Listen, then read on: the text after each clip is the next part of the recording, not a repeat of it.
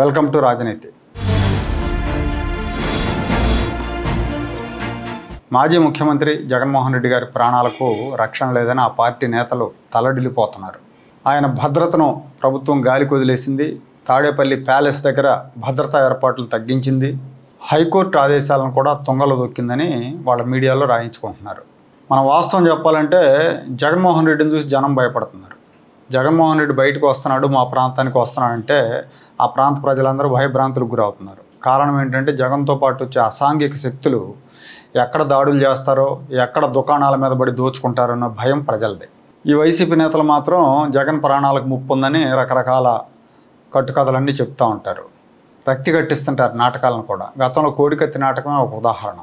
దాన్ని సక్సెస్ఫుల్గా పండించారు. 1/2 సెంటీమీటర్ గీసుకుపోయిన గాయాన్ని వాళ్ళ సొంత రెడ్డి గారి ఆసుపత్రిలో చేరి దాన్ని కెలికి పెద్ద బ్యాండేజ్ వేసి జగన్ మీద హత్యా ప్రయత్నం జరిగిందని ఈయన సొమ్మసిల్లి పడిపోయినట్టు పడుకొని పెద్ద నాటకాన్ని పండించారు. అది సక్సెస్ అయింది. ఆ రోజున కోడికత్తి సీను బలయ్యాడు. ఆ తర్వాత ఎన్నికల్లో కూడా ఇలాంటిది ఇంకో నాటకం ఆడాలని చూశారు, గులకరాయి నాటకం. ఈ నాటకంలో జగన్మోహన్ రెడ్డితో పాటు ఇంకో నటుడు వెల్లంపల్లి శ్రీనివాస్, వీళ్ళిద్దరూ కలిసి రక్తి కట్టించాలని చూశారు. కానీ జనం నమ్మల. ఈసారి గులకరాయితో చంపడం ఏంటి నాన్ సెన్స్ అనుకున్నారు. అంటే వీళ్ళ ఉద్దేశం ఎట్లా ఉంటుందంటే మనం ఏం చెప్పినా జనం నమ్ముతారు, జనం వెర్రిగొర్రెలు అనుకుంటారు. కానీ చివరకు ఎన్నికల్లో జనమే వీళ్ళని వెర్రిగొర్రెలను చేశారు. ఈ గులకరాయి కేసులో ఒక బీసీ యువకుడిని బలి తీసుకున్నాడు. ఇప్పుడు మళ్ళీ ఆయన పర్యటనలు రాష్ట్రంలో చేస్తున్నాడు. ఓడిపోయిన తర్వాత ఆయన అనుచరగణాలు వీరంగాలు వేస్తున్నాయి. వాళ్ళని అదుపు చేయకుండా జగన్మోహన్ రెడ్డికి రక్షణ లేదు. తెలుగుదేశం పార్టీ వాళ్ళు వైసీపీ అభిమానుల ముసుగులో వచ్చి మమ్మల్ని అల్లరి పెడుతున్నారు, కారు బానెట్ మీద ఎక్కి తొక్కుతున్నారు, ఇలాంటి ప్రచారాలు చేస్తున్నారు. నిజానికి తెలుగుదేశం పార్టీ వాళ్ళు ఆ ఛాయలకు కూడా వెళ్ళరు, అటువైపు కన్నెత్తి కూడా చూడరు. జగన్మోహన్ రెడ్డి వస్తున్నా అంటే అక్కడ వీరంగాలు వేసినా, బానెట్లు ఎక్కి తొక్కినా, ప్లకార్డులు ప్లే చేసినా జగన్ అరాచకం ఓకే. వాళ్ళని కంట్రోల్ చేయకుండా జగన్మోహన్ రెడ్డి ప్రాణాలకు రక్షణ లేదు, ఈ ప్రభుత్వం నిర్లక్ష్యంగా వ్యవహరిస్తుందని దుష్ప్రచారం చేస్తూ ఉంటారు. నిన్న మొన్న ఎక్కడో తాడేపల్లి ప్యాలెస్లో తాటికాయలు విసిరేశారంట.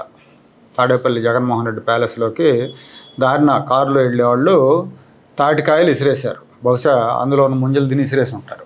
ఇది భద్రతా వైఫల్యం, జగన్మోహన్ రెడ్డి ప్రాణాలకు ప్రమాదం ఉంది, తాటికాయలు విసిరారంటే ఏంటి అర్థం అని వీళ్ళు పోలీసులకు కంప్లైంట్ చేశారు. పోలీసులు నిర్లక్ష్యంగా వ్యవహరిస్తున్నారు, మేము ఇచ్చిన కంప్లైంట్ మీద సీరియస్గా దర్యాప్తు చేయట్లేదని మళ్ళీ పోలీసుల మీద విమర్శలు.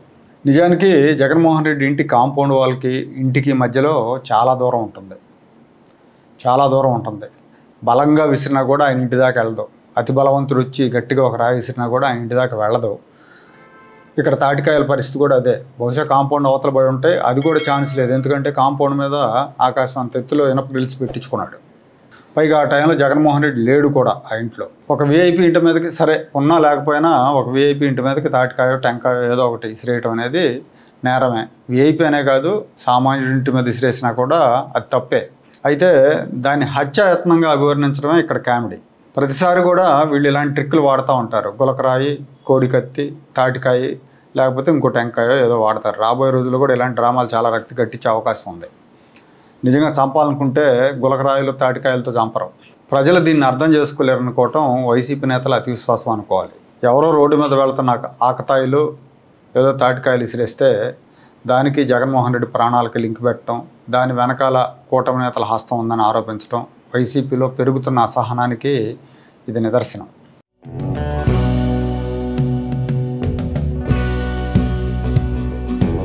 Like, share and subscribe to Rajaniti channel.